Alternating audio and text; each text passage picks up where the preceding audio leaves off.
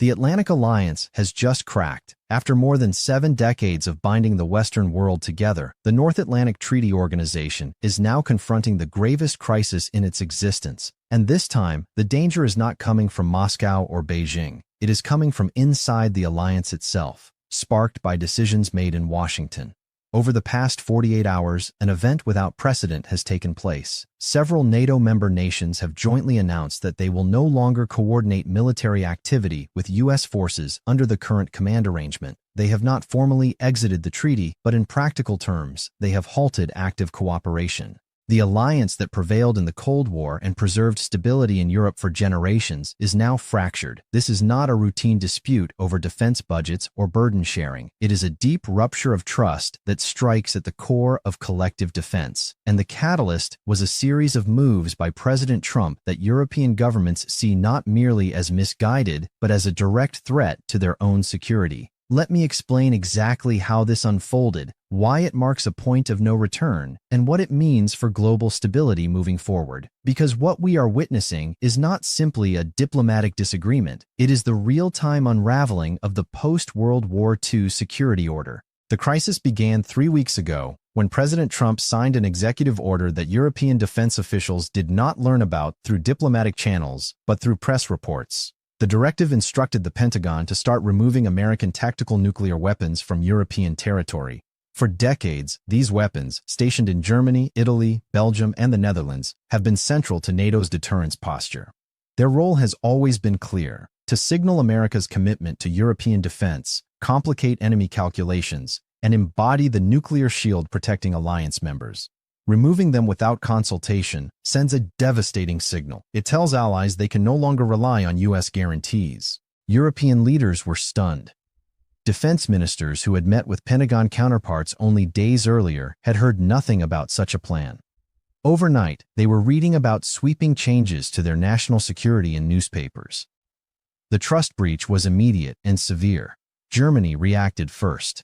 The German defense minister convened an emergency press conference in Berlin, stating plainly that if the United States was prepared to unilaterally alter arrangements Germany had depended on for 75 years, then Germany would have to reevaluate its entire defense posture. She announced the suspension of joint military exercises with U.S. forces pending new negotiations. France responded within hours. President Macron delivered a televised address from the Élysée Palace, emphasizing European sovereignty and the necessity for an independent defense capability no longer tied to an unreliable partner. He announced plans to propose a new European defense structure operating without U.S. involvement. Poland's reaction was perhaps the most visceral. Long one of NATO's most pro-American members, Poland had anchored its security strategy firmly to U.S. support. Officials felt deeply betrayed. The government issued a carefully worded but unmistakably furious statement, pointing to the billions spent on American weapons, the bases built for U.S. troops, and the political capital invested in defending U.S. positions across Europe. All of it now appeared squandered. The Baltic states went further still. Estonia, Latvia, and Lithuania, entirely dependent on NATO for protection, convened an emergency joint meeting. Their coordinated statement warned that if NATO's guarantees were no longer credible, they would need to seek alternative security arrangements. They called for an emergency EU defense summit and confirmed they had opened diplomatic discussions with other regional powers. The message was blunt: if America steps back, they will seek new protectors. The United Kingdom found itself trapped between loyalties. Traditionally the bridge between Washington and Europe, Britain attempted to mediate. The Prime Minister reached out to both sides urging restraint, but the position collapsed when leaked documents revealed that the withdrawn nuclear weapons were not being dismantled. They were being redeployed, including to expanded facilities in the Pacific. This exposed the decision for what it was: not disarmament, but a strategic pivot away from Europe. British defense officials privately expressed alarm. If America's focus was shifting from the Atlantic to the Pacific, then decades of British defense planning were suddenly obsolete. Britain would either have to dramatically expand its own capabilities or accept reduced security. An emergency NATO summit was convened in Brussels. All 32 members attended. Participants described the atmosphere as unprecedented. Instead of consensus-building diplomacy, the meeting was marked by open confrontation and resentment. The U.S. delegation argued that the nuclear weapons were outdated and that modern delivery systems reduced the importance of physical deployment. European representatives rejected this explanation. Norway's foreign minister summarized the broader concern. The issue was not military logic, but process. NATO is meant to operate collectively. Unilateral decisions by its largest member undermine the alliance itself. Turkey raised separate concerns. With NATO weakening, Ankara hinted it might need to pursue a more independent course, widely understood as a signal toward closer ties with Moscow. The one-day summit stretched into 3. Behind closed doors, tensions escalated. At one point, Polish and German officials directly asked the U.S. delegation whether Washington still stood behind Article 5, the principle that an attack on one member is an attack on all. The American response was carefully worded and legalistic, emphasizing flexibility rather than certainty. It reassured no one. Allies wanted clarity. They received ambiguity. The final communiqué was the weakest in NATO's history. It acknowledged differences and called for dialogue, but conspicuously avoided reaffirming unity or collective defense. It read less like a declaration of partnership and more like a managed separation. As the summit ended, several European nations took an extraordinary step. Led by France and Germany, 12 NATO members announced the creation of a separate, EU-based military coordination structure capable of operating independently of NATO command. Officially, it was described as complementary. In reality, it was a contingency plan, Europe preparing to defend itself without America. Washington's reaction was divided.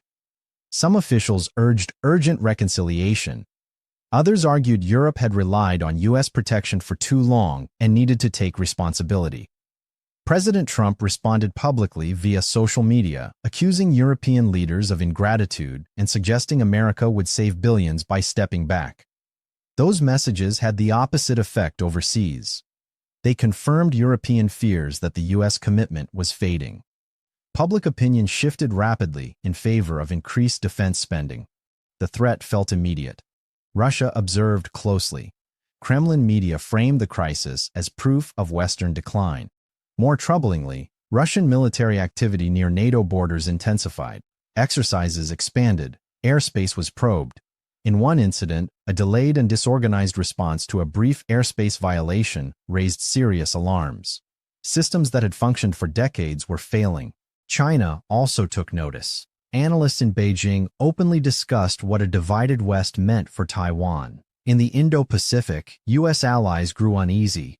Japan quietly contacted European counterparts. South Korea revised contingency plans. Australia accelerated its military modernization. The consequences rippled globally. Joint exercises stalled. The NATO response force effectively ceased functioning. European nations turned to bilateral and regional agreements to fill the security void. Defense markets reacted immediately. European arms manufacturers surged as governments announced major procurement programs. U.S. firms faced uncertainty. A symbolic moment came when Germany awarded a fighter jet contract to a European consortium. Citing supply chain security concerns, economic implications followed. Currency markets shifted, gold prices rose. Multinational corporations updated risk assessments as confidence in Western cohesion weakened.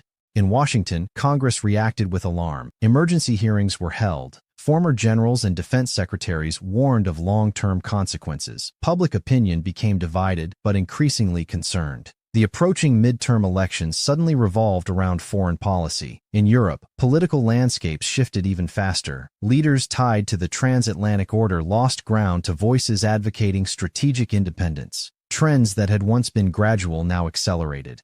The central question remained unanswered. Can this be repaired? Some believe new leadership could restore trust. Others argue that once credibility is lost at this level, it cannot be fully rebuilt.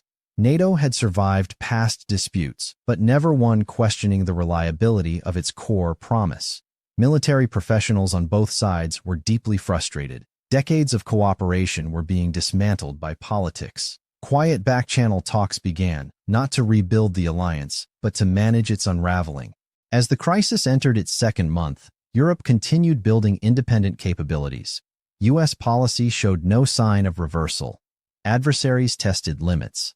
The future of NATO, the alliance that preserved European peace for nearly 3/4 of a century, was now genuinely in doubt. and with it, the stability of the entire post-1949 international security system. What began as a dispute over weapons and consultation had become an existential test for the Western alliance. Whether it marks the end of an era remains to be seen.